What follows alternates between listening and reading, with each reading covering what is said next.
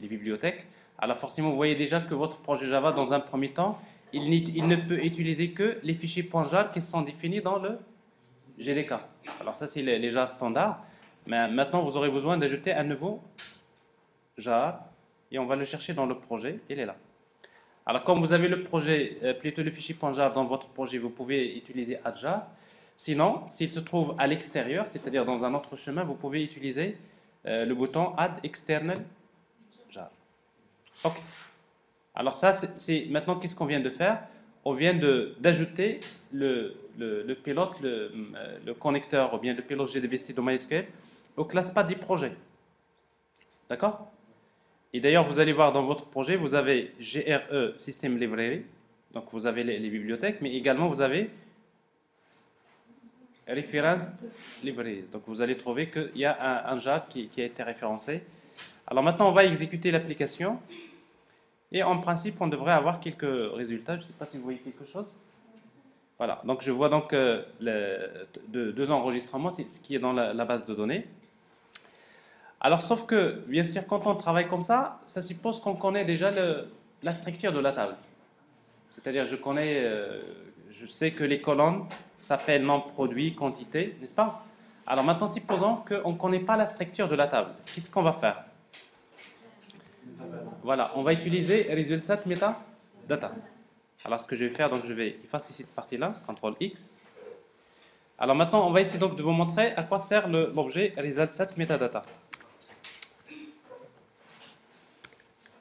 Alors, result metadata, rsmd, égale à rs.getMetadata.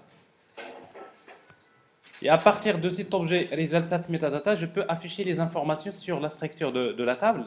Comment? Par exemple, supposons que je voudrais afficher le nom de toutes les colonnes. Je peux exécuter une boucle for i égale à 1 i inférieur rsmd point. Alors il y a une méthode qui s'appelle getColumnCount. Alors qui permet de retourner le nombre de colonnes. Et plus, en fait c'est inférieur ou égal, parce que là on commence à partir de 1. Alors qu'est-ce que je vais faire? Donc je vais afficher system.out.print, c'est rsmd point, je veux afficher le nom de chaque colonne. Get colonne name de i. Donc ça c'est le nom de la colonne. Mais de la même manière, donc je peux afficher le type de la colonne et les informations sur la structure de la colonne. Et après donc je vais ajouter une tabulation /t. Alors si j'exécute cette application, cette fois-ci qu'est-ce que je vais afficher comme résultat? Alors comme vous le voyez ici, donc j'affiche que les noms des colonnes. D'accord? Donc ça c'est l'intérêt de l'objet result metadata. Et après, je veux afficher par exemple les enregistrements. Je vais faire un retour à la ligne tout d'abord, system.out.println. Et après, avec while rs.next. Alors pour chaque enregistrement, je vais afficher la valeur de toutes les colonnes. À nouveau, donc, je peux reprendre la même boucle. Pour chaque ligne, je vais parcourir les colonnes. Et pour chaque colonne, qu'est-ce que je vais faire? Je vais afficher system.out.print, c'est rs.getString. Je vais afficher la colonne numéro i. Et du coup, donc, j'affiche toutes les colonnes. Et après, j'ajoute une tabulation. Et juste avant de passer à la ligne suivante, on va faire un retour à la ligne, c'est-à-dire system.out.println. Alors, si vous exécutez ce code-là, alors vous aurez a priori le même résultat, n'est-ce pas? Sauf que ici, je ne suis pas censé connaître la structure de la table. Donc, c'est-à-dire même si par exemple on ajoute une colonne au niveau de la table, on n'a pas à changer le code dans la base de données. Donc, ça suppose qu'ici, donc, on passe par le result metadata.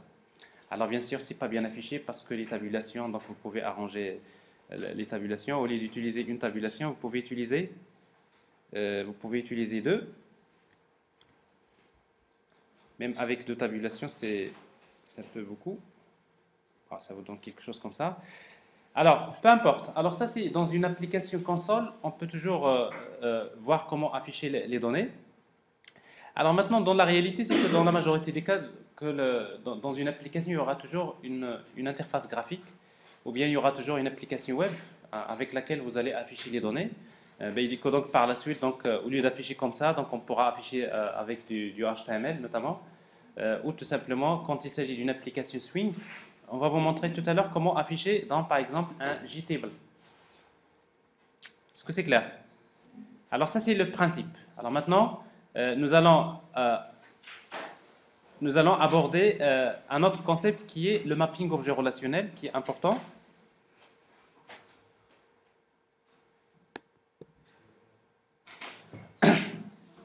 Alors supposons que notre objectif maintenant, c'est de créer une application qui permet par exemple de consulter, d'afficher les produits dont le nom contient un mot-clé. Une simple application. Je veux créer une application qui permet de consulter les produits dont le nom contient un mot-clé. C'est-à-dire que l'utilisateur il va saisir un mot-clé, après je vais afficher tous les produits qui contiennent ce mot-clé. Chercher des produits, n'est-ce pas? Alors, sauf que quand on va développer cette application, nous allons séparer les deux parties, la couche métier et la couche présentation. Alors, si vous voulez séparer donc la logique métier de la logique présentation, vous serez obligé de faire le mapping objet relationnel. Alors maintenant, pour faire ce travail, qu'est-ce qu'on va faire? Alors, tout d'abord, du moment que nous avons une classe, plutôt une table produit, on va créer la classe produit. Vous savez, dans l'approche orientée objet, qu'est-ce qu'on fait? On se pose la question, qu'est-ce que je manipule? Je manipule des produits. Donc, il faut créer la classe produit. Donc, je vais créer tout d'abord la classe produit dans le package métier. Je suppose maintenant qu'un produit est défini par le ID produit qui est de type int. Donc, ID produit.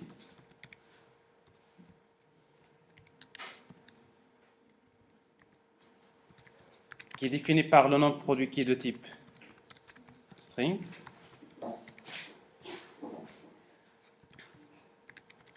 Et qui est défini par le prix qui est de type tab.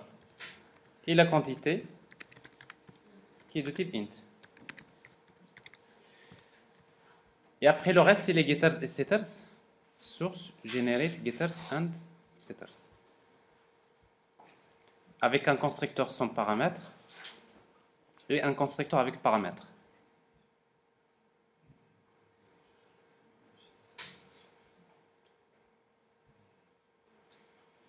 C'est bon? Alors, généralement, ce genre de classe, c'est ce que nous appelons les entités. En fait, une entité, généralement, c'est un Java Bean qui est persistant, c'est-à-dire c'est une classe qui correspond à une table au niveau de la base de données. Voilà les données manipulées. Généralement, les entités, ce sont souvent des classes qui sont sérialisables. Alors, d'une manière générale, les entités, les données manipulées, c'est des classes qui vont implémenter l'interface sérialisable. Alors, ce n'est pas obligatoire ici. Pourquoi? Parce que quand est-ce qu'on a besoin qu'ils soient sérialisables? Quand on aura besoin, par exemple, de les enregistrer dans un fichier, tout d'abord, ou tout simplement quand vous êtes dans une application distribuée où, par exemple, je récupère un produit de la couche DAO que je vais transférer à la couche métier et par la suite vers la couche présentation.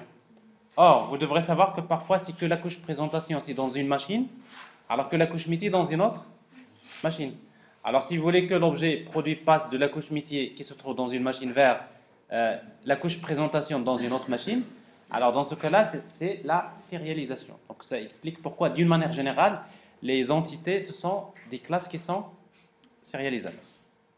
Alors maintenant, une fois qu'on crée la classe produit, on va maintenant créer les traitements. Je veux créer une application qui permet de manipuler quoi? C'est les produits. Cette application permet de faire quoi? Alors, généralement, quand vous dites il permet de faire quoi, donc vous aurez besoin de créer des méthodes, n'est-ce pas? Et pour créer les méthodes, on a déjà vu qu'avant de créer les méthodes, on crée les interfaces, n'est-ce pas? Je veux créer une application qui permet de consulter les produits par mots-clés. Alors, on va créer une interface qu'on va appeler i-catalogue métier. I-catalogue métier. Alors maintenant, dans cette interface, qu'est-ce que je vais déclarer? Je vais déclarer le besoin, les spécifications fonctionnelles. J'ai besoin de créer une application qui permet de consulter les produits par mot-clé. La méthode, on va lui donner comme paramètre un mot-clé et qu'est-ce qu'il va retourner? Une liste de produits. Voilà ce que je vais faire. Mais après, dans notre cas, bon, on ne va pas consulter que les produits, mais également on a besoin d'ajouter un nouveau produit. Alors qu'est-ce qu'on va faire? Alors pour ajouter un nouveau produit, donc j'ai besoin de créer une méthode de type void. La méthode, je vais l'appeler add produit. Qu'est-ce qu'on va lui donner comme paramètre? Un produit P. Et ainsi de suite. Alors ici, donc, j'ai que deux méthodes.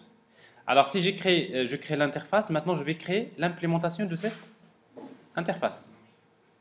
Alors je vais l'appeler catalogue métier, implémentation. Alors j'ai l'entité produit et j'ai catalogue métier implémentation. Alors en fait cette classe-là devrait implémenter l'interface et catalogue métier. Alors si on implémente l'interface, ça veut dire que on va redéfinir les méthodes qui se trouvent dans l'interface.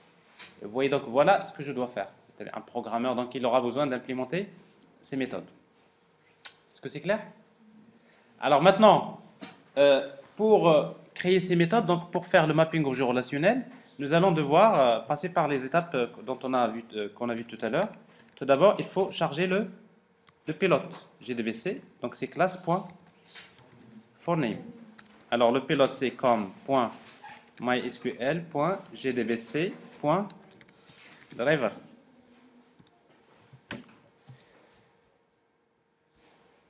Try catch. Alors je charge le pilote JDBC. J'ai besoin de créer une connexion con égale driver manager point get connection. Alors la connexion à créer c'est JDBC de point MySQL local host. Le port c'est 3306 / le nom de la base de données db glsite. Le nom de l'utilisateur et le mot de passe. Après quoi, on exécute l'objet, on crée l'objet prepare statement. ps égale à con.prepare statement. Et dans notre cas, la requête à préparer, c'est select étoile from produit where la condition non produit like point d'interrogation. Après, on va remplacer le point d'interrogation par sa valeur avec ps.setString. Alors, le premier point d'interrogation, on va le remplacer par MC. Et si vous voulez, on va le faire précéder par un pourcentage avant et un pourcentage après, c'est-à-dire quel que soit le mot, quelle que soit la position du mot-clé. On exécute la requête, donc on récupère un result set, rs égale ps.execute query. Et on fait ce mapping objet relationnel, c'est-à-dire while rs.next. Alors pour chaque ligne, on va créer un produit. Produit P égale new produit.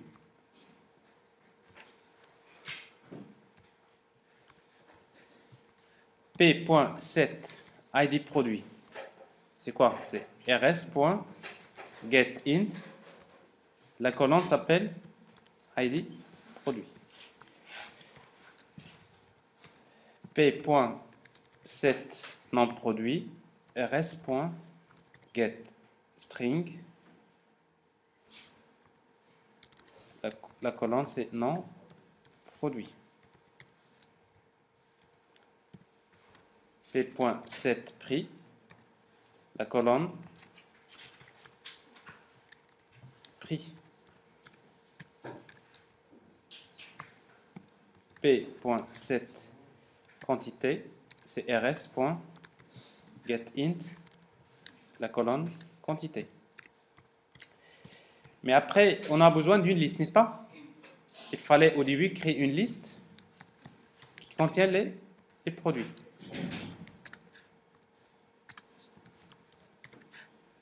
Égale new ArrayList.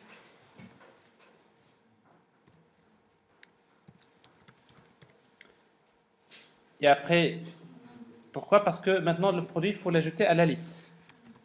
Produit.add P. Et à la fin, qu'est-ce qu'on va retourner? La liste des produits. Ben, c'est comme ça que vous allez travailler dorénavant quand il y aura une base de données. Alors ça, c'est pour la partie sélectionnée. Alors, on veut ajouter un produit. Alors, pour ajouter un produit, ben, il va falloir faire la même chose. C'est-à-dire, il faudrait charger le pilote GDVC. Jusque-là, c'est toujours pareil. Après, maintenant, vous commencez à voir que dans toutes les méthodes, il y aura toujours charger le pilote, établir la connexion. Donc, c'est toujours le même code qui se répète.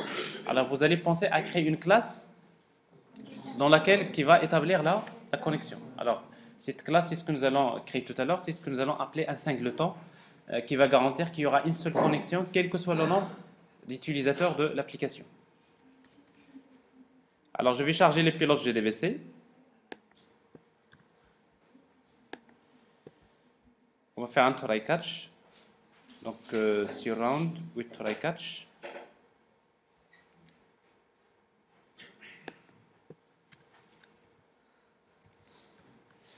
Alors, je reprends. Je vais charger le pilote GDVC. J'établis la connexion. Alors, sauf que ici, la requête qu'on veut préparer, c'est insert. Insert into la table produit. Alors, les colonnes, il y aura nom produit, le prix et la quantité. Après, par la suite, il y a values.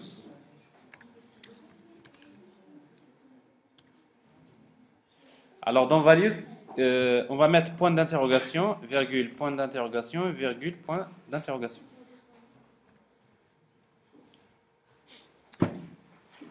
Après, il faut remplacer les points d'interrogation par leur valeur. Alors, c'est ps.set, le premier point d'interrogation, c'est un string. Cette string 1, on va le remplacer par quoi? Par p, voilà, point .get, en produit. ps.set double, c'est le deuxième point d'interrogation, c'est p.get prix. ps.set quantité, cette int, le troisième point d'interrogation, ça représente la colonne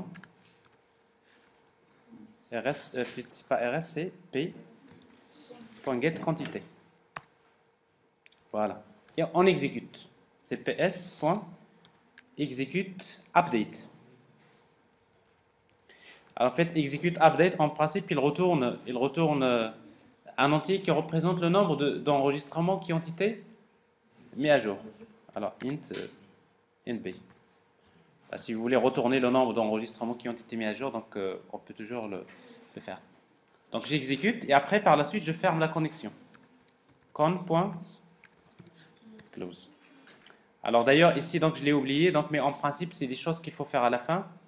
Ici, donc, je crée la connexion, j'exécute. Voilà, j'ai le résultat.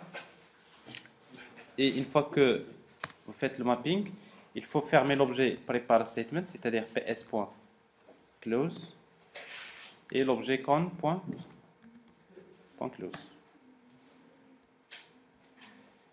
Alors c'est toujours pareil ici, donc c'est PS. Voilà. Alors on vient de créer donc la couche métier. Vous voyez donc quand je crée la couche métier, je n'ai pas pensé à la couche présentation. Alors maintenant je vais décider, est-ce que je vais créer une application web, ou bien une application Swing, ou bien une application mobile. Donc, mais la couche métier c'est toujours la même. Donc, donc je suis en train de séparer les deux logiques. Alors maintenant, on va faire quelque chose de plus simple au début. Je vais créer une couche présentation. Donc je suis dans la couche présentation. Ici, donc je vais créer l'application que je vais appeler présentation. Alors la couche présentation, une simple application avec la méthode main. Et après, on va créer une application Swing. Alors dans cette application, qu'est-ce qu'on va faire? Donc on aura besoin de créer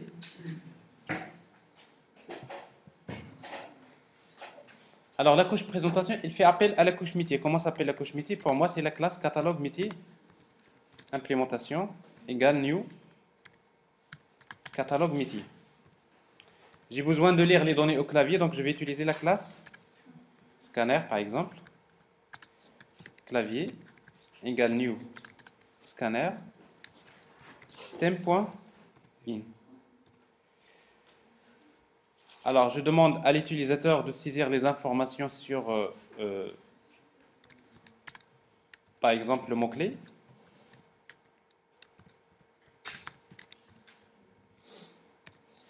Je lis le mot-clé, c'est une chaîne de caractères. C'est clavier.next. Je fais appel à la couche métier pour récupérer la liste des produits. Donc vous voyez donc la couche présentation, qu'est-ce qu'elle récupère? Une liste de produits. Donc le relationnel, hein, c'est parti. Hein. Une fois que je fais le mapping objet relationnel, quand j'arrive aux autres parties de l'application, je ne pense plus à la base de données. J'appelle la couche métier, j'ai des objets, donc je les affiche. Donc c'est, j'appelle la couche métier, point. La méthode s'appelle produit par mot-clé. Donc j'appelle la méthode, je lui donne le mot-clé, il me donne la liste. Et j'affiche. Alors pour chaque produit P de la liste des produits, j'affiche les informations sur le produit. P get ID produit, ainsi de suite.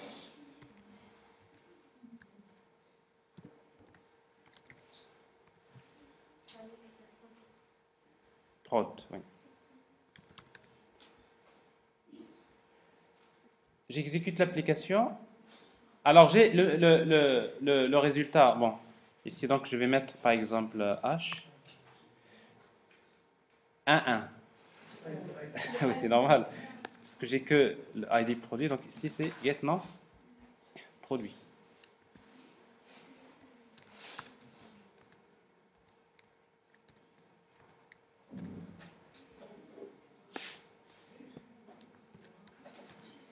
Get prix.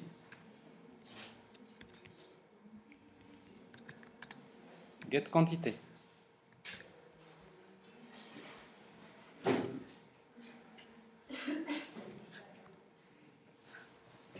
Alors ici donc j'ai le résultat, sauf que ici donc j'ai respecté un certain nombre de choses qui sont très importantes. C'est la séparation de la logique métier de la logique présentation. Et en même temps on a vu comment faire le mapping objet relationnel. Alors maintenant on va essayer donc de tester également l'ajout d'un produit.